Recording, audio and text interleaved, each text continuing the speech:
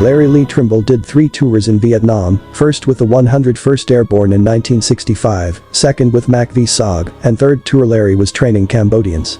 This film is about Larry's military life, especially his time with the Military Assistance Command Vietnam Studies and Observations Group Macvsog, which was a highly classified, multi-service United States Special Operations Unit, which conducted covert unconventional warfare operations prior to and during the Vietnam War. Larry was present at FOB-4 on August 23, 1968, and was positioned on Marble Mountain overwatch position next to FOB-4 Da Nang. That night 16 Special Forces men were killed by a large sapper element. Many more would have been lost if not for the courageous action that Larry Trimble displayed. To see the full interview regarding August 23, 1968, please go to my YouTube channel at SpecialOpsGP. It's a little hot out there, so I just got a Tiger beer. It's our favorite beer while we're in Vietnam. It's between maybe a Coors and a Budweiser, but it's very refreshing. Cheers. Yeah, it might look a little ragged because we've been nonstop in. So yeah, we did a lot this trip, and I would like everyone to just watch all of our episodes. Tell us what you think. Give us a like. Share it. We're always trying to make new videos, so any donations would be great. It all goes to me going around the country, interviewing SOG personnel like Larry and so many others that I interview. And yeah, again, thank you for watching, thank you for your support, and these are going to be epic videos.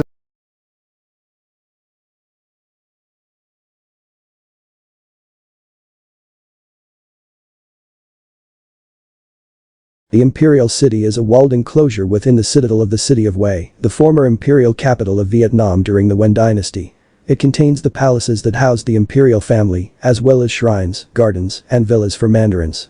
Constructed in 1803 under Emperor Jialong as a new capital, it mostly served a ceremonial function during the French colonial period. After the end of the monarchy in 1945, it suffered heavy damage and neglect during the Indochina Wars through the 1980s. The Imperial City was designated as a UNESCO World Heritage Site in 1993 and is undergoing restoration. In June 1802, after more than a century of division and the defeat of the Tay Son dynasty, when An ascended the throne of a unified Vietnam and proclaimed himself Emperor Jialong.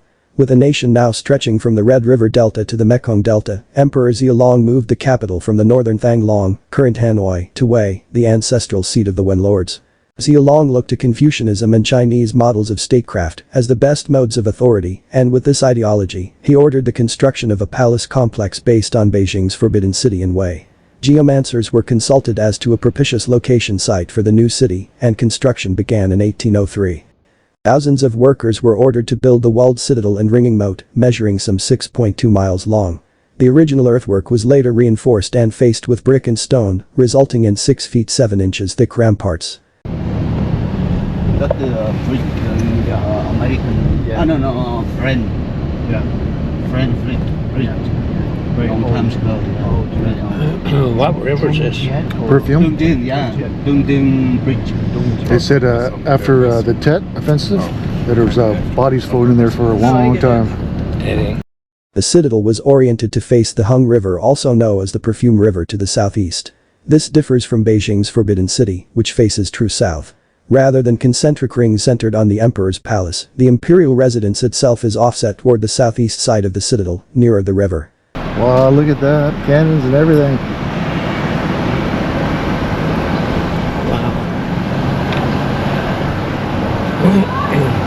The boat.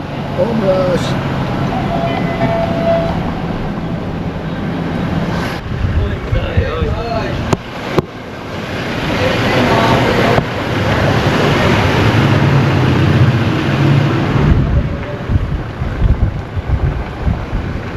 Walls and a second moat were constructed around this imperial city, within which many edifices were added in a series of gated courtyards, gardens, pavilions and palaces. The entire complex was the seat of power until the imposition of the French protectorate in the 1880s. Thereafter it existed mostly to carry on symbolic traditions until the Nguyen dynasty was ousted in 1945, with the proclamation of independence of the Democratic Republic of Vietnam. The abdication ceremony of Emperor Bo Dai took place at the Imperial City on 30 August 1945. In its prime, the Forbidden City had many buildings and hundreds of rooms. Once vacated, it suffered from neglect, termite ravages, and inclement weather, including a number of cyclones. Most destructive were man-made crises, as evidenced by the bullet holes still visible from the military conflicts of the 20th century. There's a moat. So we're thinking the damage to this wall was during the Tet Offensive.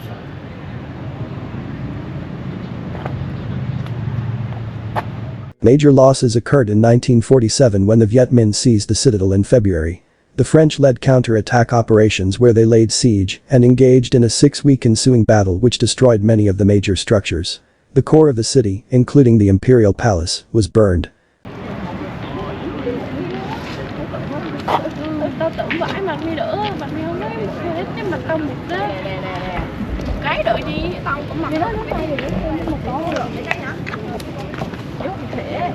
Your railway. Good shot, huh? Yeah. The citadel. Huh?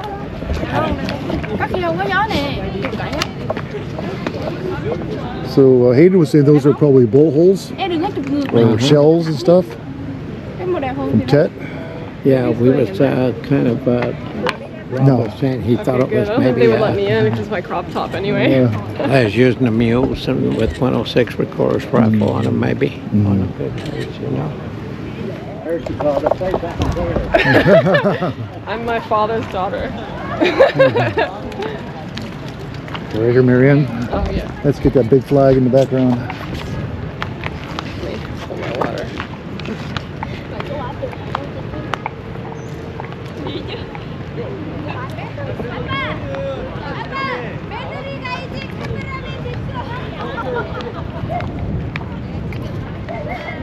Good job. Let's go touch the wall. The citadel came under fire again in the early morning of January 31, 1968. As part of the Tet Offensive, a division-sized force of the People's Army of Vietnam and Viet Cong soldiers launched a coordinated attack on Hue, seizing most of the city. During the initial phases of the Battle of Hue, due to Hue's religious and cultural status, United States Marines troops were ordered not to bomb or shell the city, for fear of destroying the historic structures, but as casualties mounted in house-to-house fighting, these restrictions were progressively lifted, and the fighting caused substantial damage to the Imperial City. Viet Cong troops occupied some portions of the citadel, while South Vietnamese troops occupied others, and Allied warplanes targeted the anti-aircraft guns that the Communists had mounted on the citadel's outer towers. Out of 160 buildings, only 10 major sites remained after the battle.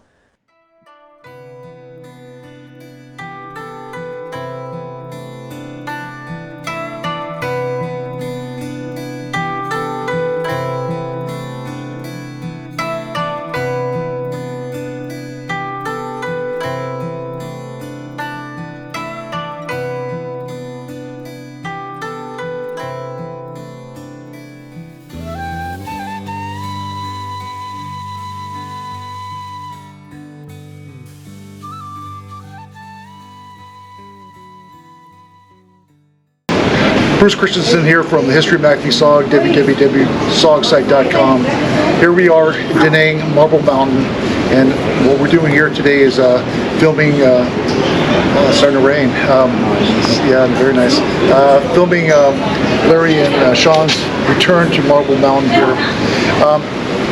This journey started a couple years ago.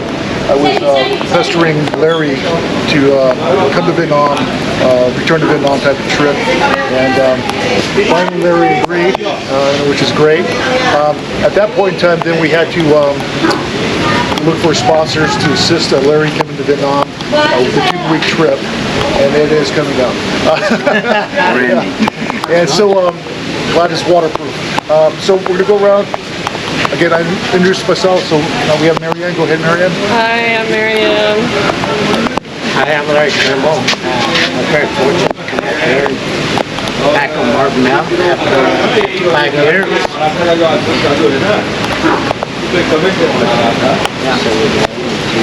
Oh, I am a son of the Idaho.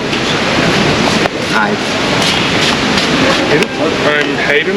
I'm one of the programmers or encoders at Savage Game Design. And also Hayden is our main drone photographer here, does some excellent work. If you want to see some mad flying skills, watch his drones. Footage. Good. And I'm Rob Graham from Team Savage Game Design, supporting Team Gambler, Team Idaho, Team Rattler, Team Asp. And we're here today, and it's been a really emotional time for us all, and sharing some stories. A lot of brotherly love between you guys, and just really happy to be here. So. Yeah, and again, I want to thank Rob Graham and Savage Games for sponsoring Larry to come to Vietnam, and it's very generous of your company to do this, and you as well. It's a team effort, Bruce. So it's our team to your team. And I'd like to thank all of you for being here with great occasion, not only here in Vietnam, but in Vietnam.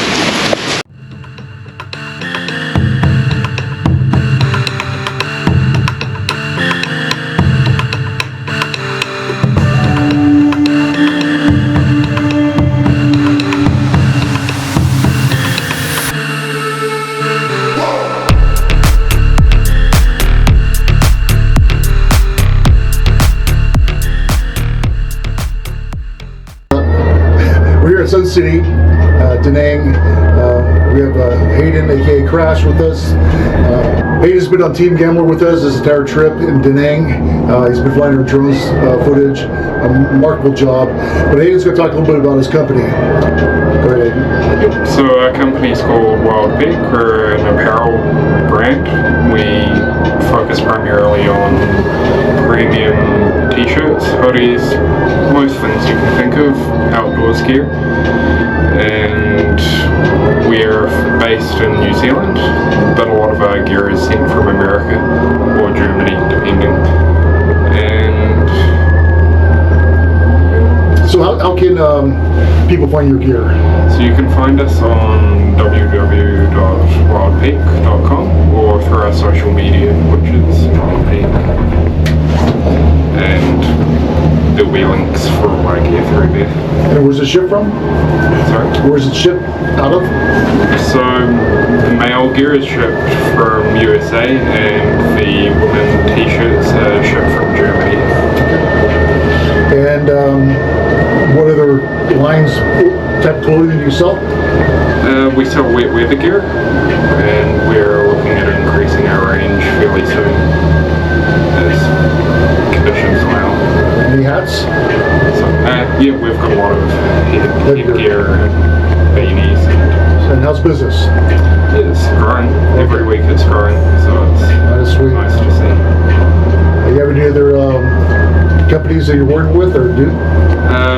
We try to do our best to support a couple of charities, mostly Blue Dragon, which is based here in Vietnam, which fights against human trafficking and slavery, and the other one we try to help is Trees That Count, which is New Zealand based, which is focused primarily on restoration of native forests. Oh, sweet. Yeah, well, thank you for everything you're doing, Hayden. I really appreciate it. Thank you for the time to talk to the audience. Oh, good, it's a pleasure.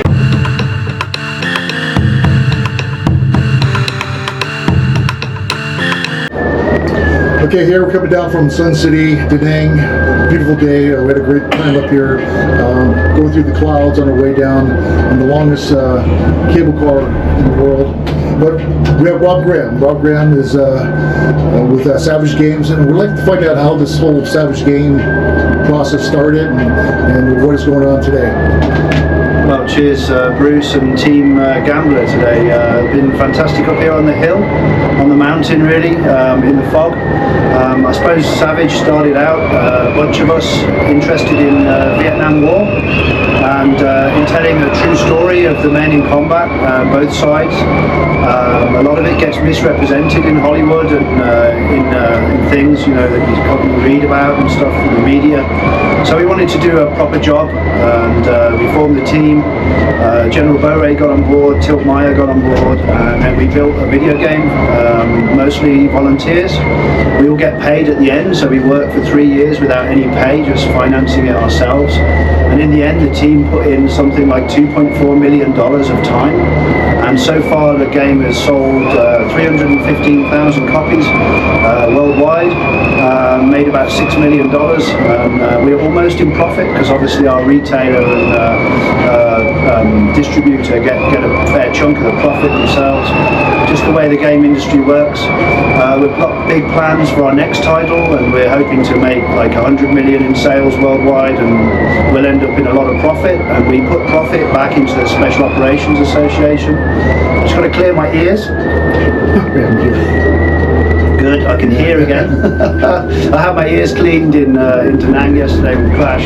Vietnamese ear cleaning is really good. So yeah, we have a long-term mission. We want to work on a SOG graphic novels, a SOG TV show, SOG documentary, mostly complete at the moment. It should be complete this year. And then we have interest in setting up an online virtual museum using a lot of our 3D models and the documentary content that we've been recording. Special Operations Association allows us to record at the reunion every year. So far we've recorded about 40 hours of interviews with some really amazing guys who did quite amazing things. Aviators, A1, Skyraider pilots, Huey pilots, crew chiefs, Cobra pilots, and of course SOG Recon guys, Hatchet Force guys, Mike Force guys, and so a real treasure trove of history. We want to bring all that out and help change the way the war is viewed. And being able to be here with Xuan Vu here today, who was with Recon Team Idaho, he was working on the same team as my boss, Ken Boe. I call him boss, because I own the studio, but he owns me. But we're a one-team mission, one team. The whole team here today, my team back at home, and all the teams who play the game together and play as Macvsog guys doing recon together. There's nothing in the world that beats being in a kick-ass team. It's not about the person that you are, it's all about the team, and that's basically our motto. So it's been really wonderful to be here with the team this week, and I'm really grateful for the opportunity from Bruce especially, and for Larry for inviting me. Thank you. Appreciate it.